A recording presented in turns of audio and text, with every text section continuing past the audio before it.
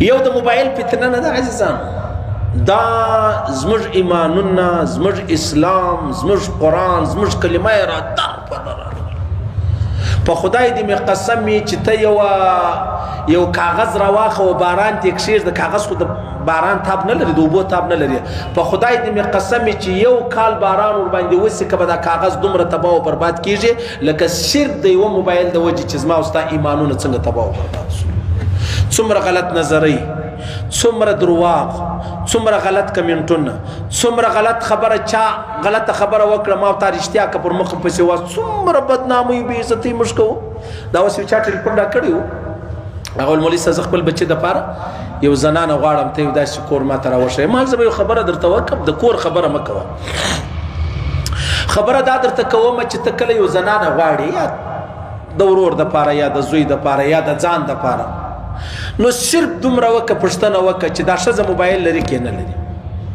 که دې ښځې دا غټ موبایل درلودی، ټچ موبایل یې درلودی، او بیا د هغه سره سره دې خپله آی ډي درلوده، خپل فیسبوک یې درلودی، خپل ټیک ټاک یې درلودی، خپل مسنجر یې درلودی، بس که پر سجده مړه سوله لا به هم نه منې، پر سجده نه چې سهار و قرآن ته کښېني تر ماښامه درې قرآن ختموي لا یې پرېږده. ولې؟ هغه وجه دا ده چې دې زنانې ټوله دنیا په دا کوچني موبایل کې ولیدله، په دا موبایل کې چې څومره ګناه وي، څومره د الله نافرمانۍ، څومره غلطۍ، څومره غلط نظرۍ،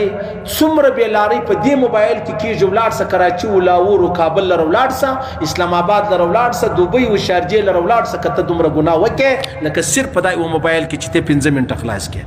په خدای دې مې قسم، ما ورته ویلې صرف دا وګوره، پوښتنه وکړم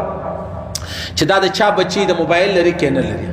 ټیک دی، یو کوچنی نوکیا موبایل د ضرورت لپاره په کور کې پروت دی، غټ موبایل دا بچی لري که نه لري. کې غټ موبایل درلودی، ټچ موبایل درلودی، خپله آی ډي درلوده،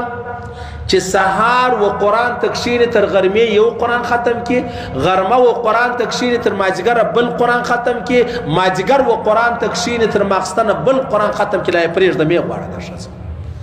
دا زه ته لیکلي در کوم.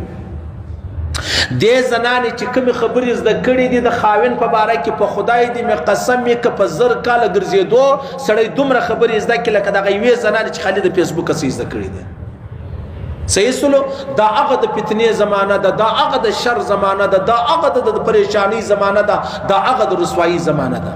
اوس په دغه زمانه کې به ما ته د الله په دربار کې معافي نه غواړو،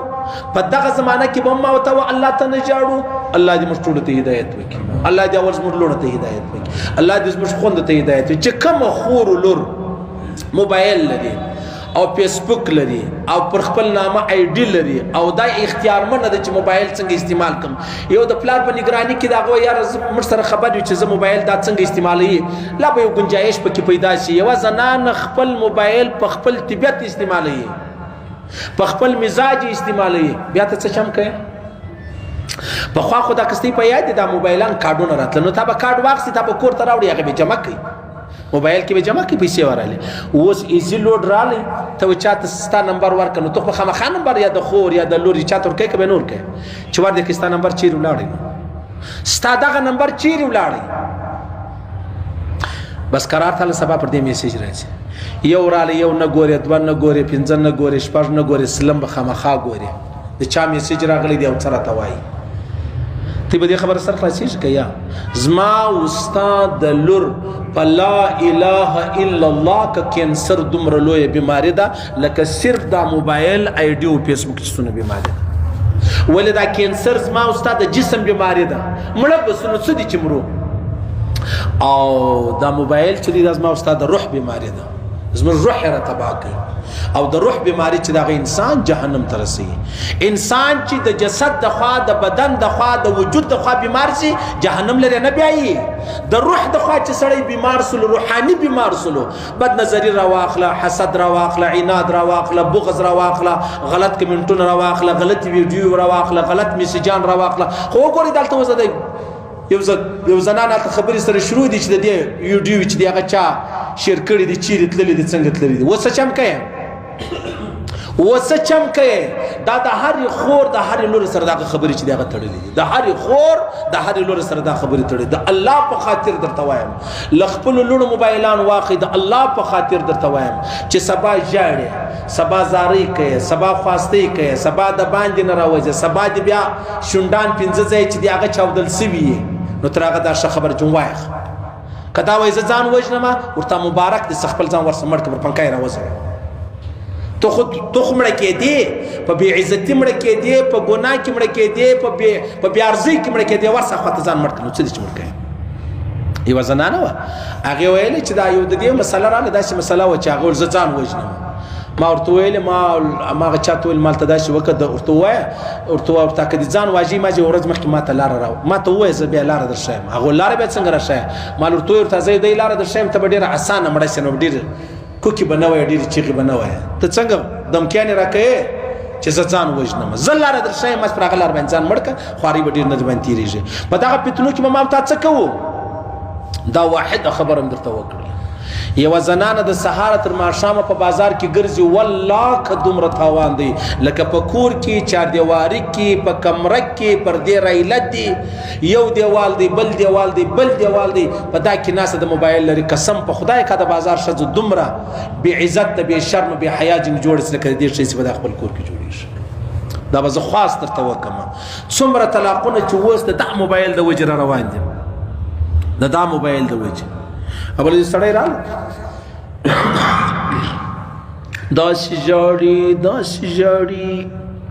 هم څه کیسه ده وایي زما ستا سره لږ کار دی خیر خلک ولاړو مال څنګه ول مولوي صاحب واده مې وکړ واده چې مې وکړ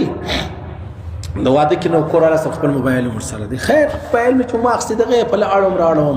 ول مولوي صاحب هغه شان مې ولیدل چې هغه شان ما د انګریزانو هم نه دی لیدلی نن درېمه د په خدای دې مې قسم کې یا به د سویم یا مې خوراک کړی دی یا مې وبچ شری دی اوس ما ته لار راوړی زه څه چم وکړم ځان مړکم کدا مړک ما ته خالي لار راوړی دا د واده ته دومره بې وقوفه ته دومره بل چا ویلی ول مولوي صاحب ویل دا ښځې ډېرې خرې دي مال خرې نه شنې خرې یاست